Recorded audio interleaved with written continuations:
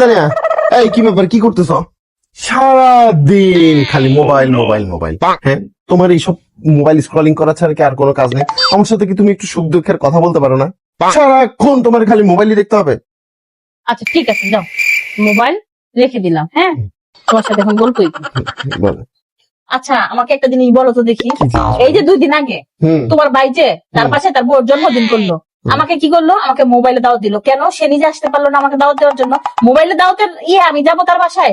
কখনো আমাকে তার কিছুই মনে করে না। আমি তো বুঝলাম না যে আমি এতটা ফেলনা হয়ে গেলাম। আর তোমার বোনের কথা আমি আর কি বলবো, ঠিক আছে?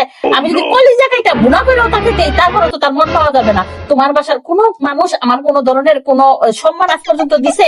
কোনো সম্মান তো তাদের কাছে আমি পাই না। আমি তো তাদের কাছে ফেলনা মনে হয়। তারা এমন একটা বাদ ধরে মনে হয় তারাই সবকিছু, আর আমি কোনো কিছুই না। আমাকে তো রাস্তার মানুষ হিসেবেও গণ্য করে না। তোমার কি মনে হয় যে তারা আমার, আর তুমি তো সবসময় আমার কাছে চুপ করে থাকো। কোনোদিন তো দেখলাম না যে তাদের সম্বন্ধে কোনো কিছু বলতে। তোমার মুখ দিয়ে তো তখন তোমার কোনো কথাই বের হয় না। আমি তো বুঝলাম না কোনো কিছু। না, তুমি মোবাইল নাও, মোবাইল দেখো, মোবাইল দেখো।